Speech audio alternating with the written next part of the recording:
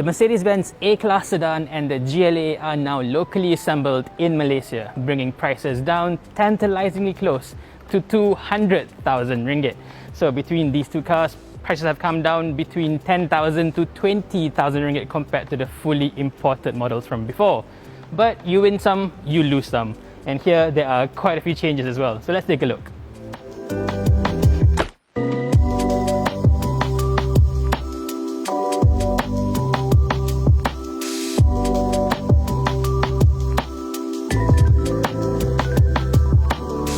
Mercedes-Benz compact models have been very popular in Malaysia for a long time, so finally we now have locally assembled versions of them.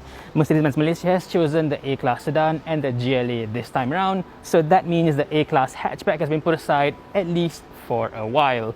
You can still order them of course, but that will be on an indent or a custom order basis, so prices will be slightly further up compared to what you are used to. The same goes for the GLB. There's just not enough demand for those cars to be locally assembled here in Malaysia. However, the AMG versions, the A35 and A45 hatchbacks are in very good demand, so those will continue to roll on. But so far in CBU form, CKD perhaps later on. Despite being locally assembled, MBM has insisted that there are zero differences between the CBU and CKD models in terms of quality. The quality controls between the Malaysian plant as well as the mother plants are exactly the same, and here using the exact same materials and the same parts. So no, CKD does not mean lower quality, just in case you're worried. Prices now start from just 211,000 ringgit for the base A200 progressive line, going up to 240,000 ringgit for the A250 AMG line.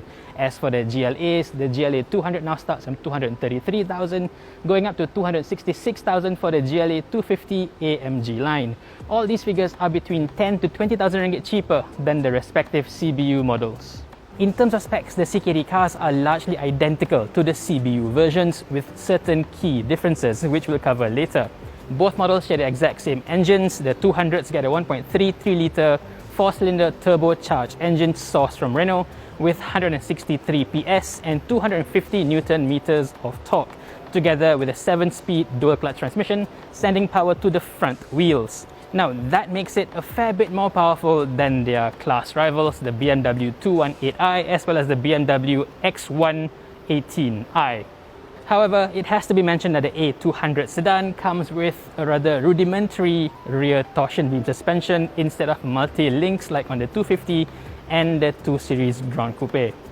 Moving up to the 250s, you get a proper Mercedes-Benz 2-litre 4-cylinder turbo engine, here making 224 PS and 350 Newton meters of torque. The A250 gets a 7-speed dual-clutch transmission to the front wheels, while the GLA 250 gets a different, newer 8-speed dual-clutch transmission, sending power also to the front wheels. So yes, the GLAs are all front-wheel drive now.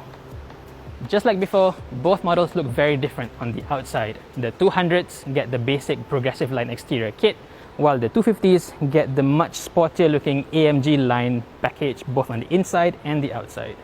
Specifically on the A-Class sedan, they look pretty much the same on the outside compared to the CBU models, but look closely and there are small differences. Number one are the tyres. Now the entire range now runs the same Continental Eco Contact 6 tyres, which is a bit of a questionable choice, especially when it comes to the more powerful A250 sedans. Another change, they are all standard tyres now instead of run flats, but that's probably a good thing for comfort and replacement costs of course.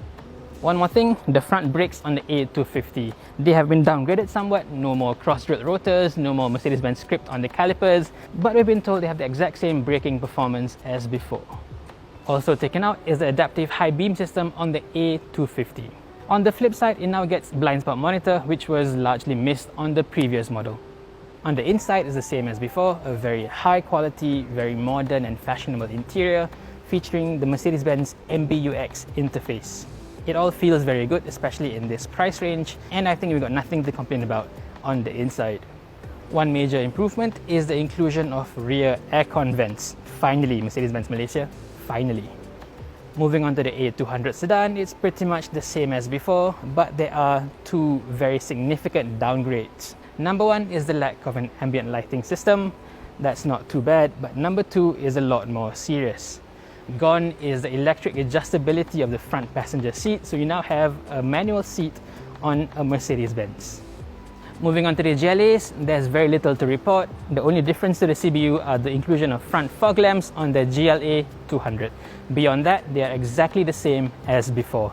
They are still very good looking, very stylish, compact SUVs, exactly as before. As for the GLA interior, there's nothing to report here. Everything is as per before. It's still a very solid, good looking interior, very spacious in the back with a large boot. Unfortunately, there's still no rear aircon vents on this SUV. So that's a quick recap on the Mercedes-Benz A-Class sedan and GLA CKD here in Malaysia.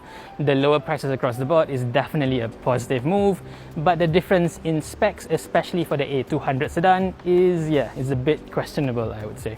So what do you think of these cars, the prices and the difference in specs? Let me know in the comments section below.